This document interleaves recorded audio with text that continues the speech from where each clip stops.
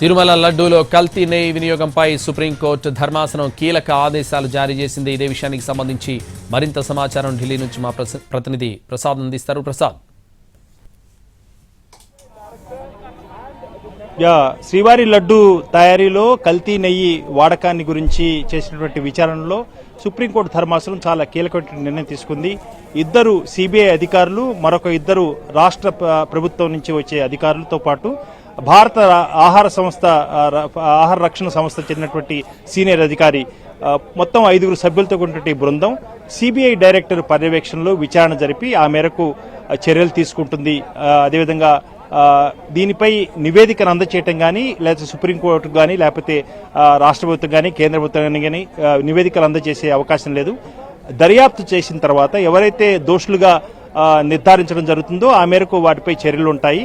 వాటిని దాన్ని ఆధారం చేసుకుని సిబిఐ కోర్టులో విచారణ కొనసాగుతుంది. ప్రధానంగా ఈ వాదనలో భాగంగా చూసిన అంశాలు ఏంటంటే, తుషార్ మెహతా చాలా స్పష్టంగా దేశవ్యాప్తంగా దానికున్నటువంటి పరిధిని అర్థం చేసుకుని ఆ మేరకు ఒక స్వతంత్ర దర్యాప్తు సంస్థతో దర్యాప్తు చేస్తేనే ప్రజలకు విశ్వాసం కలుగుతున్న అంశాన్ని తన ప్రతిపాదనలో భాగంగా చెప్పడం జరిగింది. ఆ మేరకు భారతదేశ వ్యాప్తంగా దీనికి చెందినటువంటి భక్తులు ఉన్నారు. అదేవిధంగా వాళ్ళ మనోభావాలను కూడా పరీక్షించాలి, సాధారణ ప్రజల యొక్క మనోభావాలను కూడా పరీక్షించాలి. కాబట్టి ప్రపంచవ్యాప్తంగా ఉన్నటువంటి శ్రీవారి భక్తుల యొక్క మనోభావాలు దెబ్బతినకుండా ఉండాలంటే ఒక స్వతంత్ర దర్యాప్తు సంస్థతో దర్యాప్తు చేయించాలి. కాబట్టి సిబిఐ నుంచి 2 అధికారులు, మరొక 2 అధికారులు రాష్ట్ర ప్రభుత్వం నుంచి, దాంతోపాటు భారత ఆహార రక్షణ సంస్థ చెందినటువంటి మరొక అధికారి ఈ బృందంలో 5 సభ్యుల్లో ఉంటారు. దానికి అదనంగా సిబిఐ డైరెక్టర్ దీనిపై పర్యవేక్షణ చేస్తారు. కాబట్టి విచారణ జరిపిన తర్వాత, దర్యాప్తు చేసిన తర్వాత నివేదికలు అందించే అవకాశం ఏం లేదు. దోషులుగా గనక ఎవరన్నట్టుగా తేలినట్లయితే వారిపై విచారణ కొనసాగుతుంది. ఆ మేరకు సిబిఐ డైరెక్టర్ పర్యవేక్షణలో జరిగిన ఈ బృందం చేసే దర్యాప్తే కీలకం కాబోతుంది. ప్రధానంగా ఈ వాదనలో భాగంగా తుషార్ మెహతా ఒక సందర్భంలో చాలా స్పష్టంగా చెప్పడం జరిగింది.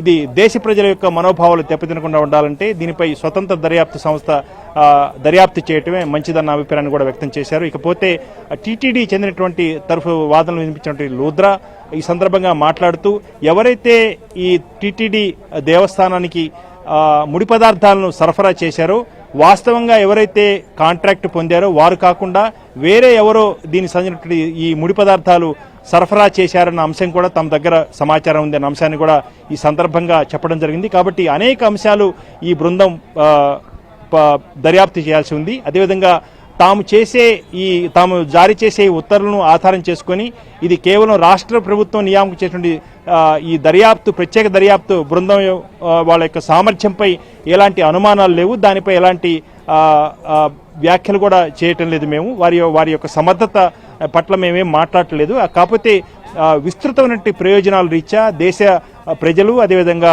భక్తుల యొక్క మనోభావాలు దెబ్బతినకుండా ఉండటానికే ఈ స్వతంత్ర దర్యాప్తు సంస్థతో విచారణ జరిపించాలన్నది తమ యొక్క అభిమతం అన్న అంశాన్ని కూడా ఈ ఉత్తర్వులు జారీ చేసే సందర్భంగా ధర్మాసనం వ్యాఖ్యానించింది. ధర్మాసనం ముందు పూర్తి స్థాయిలో విచారణ వాదనలు విన్న తర్వాత ఈ జస్టిస్ గవాయి, జస్టిస్ విశ్వనాథ్తో కూడినటువంటి ఈ ధర్మాసనం ఆ మేరకు స్వతంత్ర దర్యాప్తు సంస్థతో విచారణ జరుగుతుంది. అయితే దీనిపై పర్యవేక్షణ మాత్రం సిబిఐ డైరెక్టర్ ఉంటుంది. సిబిఐ డైరెక్టర్ పర్యవేక్షణ జరిపే ఈ బృందం దర్యాప్తు ఆధారం చేసుకుని తదుపరి చర్యలు ఉంటాయి. కాబట్టి ఈ బృందం ఎలాంటి నివేదికలు ఎవరికి ఇటు సుప్రీంకోర్టు కానీ, ఇటు రాష్ట్ర ప్రభుత్వం కానీ, కేంద్ర ప్రభుత్వం కానీ ఇచ్చే అవకాశం లేదు.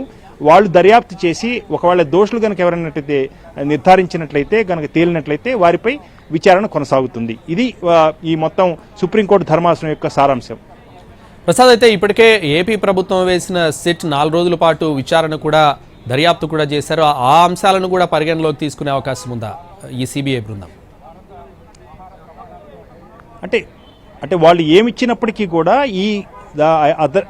అంతిమంగా ఈ 5 సభ్యులతో కూడినటువంటి బృందం చేసే దర్యాప్తువే అంతిమంగా వాళ్ళ యొక్క నిర్ణయమే అంతిమం కాబోతుంది. కాబట్టి ఎలాంటి సమాచారం ఎవరిచ్చినా కానీ తిరిగి దానిపై మరలా ఈ దర్యాప్తు బృందం, ఈ ప్రత్యేక దర్యాప్తు బృందం, సుప్రీంకోర్టు నియామకం చేసిన ఈ ప్రత్యేక స్వతంత్ర దర్యాప్తు బృందం విచారణ జరుపుతుంది, దర్యాప్తు చేస్తుంది. ఆ దర్యాప్తులో భాగంగా అనేక అంశాలు ఎవరన్నా ఇచ్చినా కానీ సమాచారం తిరిగి దాన్ని చెక్ చేసుకుని దాన్ని ఆ మేరకు విచారణ జరిపిన తర్వాతనే అంతిమంగా నిర్ణయం తీసుకుంటుంది. కాబట్టి సమాచారం ఇచ్చారు. రాష్ట్ర ప్రభుత్వం నియామకం చేసిన సిట్ బృందం 3-4 రోజుల పాటు చేసినటువంటి దర్యాప్తులో తేలినటువంటి అనేక అంశాలు కూడా తమ తరఫున వాదించిన లాయర్ల ద్వారా ధర్మాసనానికి అందజేశారు. వాటిని రికార్డు కూడా చేసుకోవడం జరిగింది ధర్మాసనం. కాబట్టి ఇవన్నీ కూడా ఈ దర్యాప్తు బృందానికి, ఎవరైతే ఈ 5 సభ్యులతో దర్యాప్తు బృందం సిబిఐ డైరెక్టర్ పర్యవేక్షణలో దర్యాప్తు చేయబోతుందో, ఈ దర్యాప్తు బృందానికి ఈ సమాచారాన్ని అంతా కూడా అందజేస్తారు. వీటిని కూడా పరిశీలించిన తర్వాత అంతిమంగా ఈ ప్రత్యేక దర్యాప్తు బృందం 5 సభ్యులతో ఉండే దర్యాప్తు బృందం ఒక కన్క్లూజన్కి వచ్చే అవకాశం ఉంది. ఆ మేరకు తదుపరి చర్యలు ఉంటాయి. కాబట్టి ఎవరు ఏ సమాచారాన్ని ఇచ్చినా కానీ దీనిపై తదుపరి అంతిమంగా పూర్తి స్థాయిలో లోతుగా దర్యాప్తు చేసిన తర్వాత ఈ దర్యాప్తు బృందం తదుపరి చర్యలు ఉంటాయని మాత్రం దీన్ని అర్థం చేసుకోవచ్చు. మొత్తంగా ఈ తీర్పు ఈ యొక్క సారాంశం అంటే ఈ మొత్తం నిర్ణయం తీసుకున్న తర్వాత ఈ కేసును డిస్పోజ్ చేసింది కూడా. కాబట్టి దీనిపై ఇంకా ఫర్దర్ ఎలాంటి విచారణ ఉండబోదు.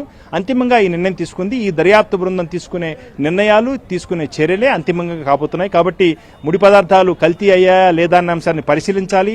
అసలు ఈ ముడి పదార్థాలు ఎవరైతే కాంట్రాక్ట్ పొందారో వాళ్లే సరఫరా చేశారా, లేకపోతే ఇంకా వేరెవరైనా ఆ పేరుతో అందుబాటులో చాలా దగ్గరలో ఉన్నటువంటి నాసిరకం యొక్క ముడి పదార్థాలను సరఫరా చేశారా, వీటన్నిటినీ కూడా ఈ ప్రత్యేక దర్యాప్తు బృందం పరిశీలించి ఆ మేరకు తదుపరి చర్యలు తీసుకుంటుంది. ఆ మేరకు దర్యాప్తు బృందం, ఈ ప్రత్యేక దర్యాప్తు బృందం, ఈ 5 సభ్యులతో ఉన్న ప్రత్యేక దర్యాప్తు బృందం చేసే దర్యాప్తు అంతిమంగా వాళ్ళు తీసుకునే ఒక కన్క్లూజన్, ఒక నిర్ణయానికి వచ్చే అంశాలు వీటివన్నీ కూడా కీలకం కాబోతున్నాయి. ఏదైనప్పటికీ కూడా భక్తుల యొక్క ప్రజల మనోభావాలు, భక్తుల యొక్క మనోభావాలను దెబ్బతినకుండా దేశవ్యాప్తంగా విస్తృత ప్రయోజనాల రీత్యా ఇలాంటి స్వతంత్ర దర్యాప్తు సంస్థతో విచారణ జరిపించాలి అన్న అంశాన్ని చాలా స్పష్టంగా చెప్పింది. అదేవిధంగా రాష్ట్ర ప్రభుత్వం నియామకం చేసినటువంటి సిట్ సామర్థ్యం పట్ల మేమేమి వ్యాఖ్య చేయట్లేదు, అది మేము తక్కువగా చూడలేదన్న అంశాన్ని కూడా ఈ సందర్భంగా వ్యాఖ్యానించడం జరిగింది. కాబట్టి ఇటు కేంద్ర ప్రభుత్వం నుంచి, అంటే కేంద్ర దర్యాప్తు సంస్థ సిబిఐ నుంచి 2 అధికారులు, ఇటు రాష్ట్ర ప్రభుత్వం సూచించే 2 అధికారులు ఈ బృందంలో ఉంటారు.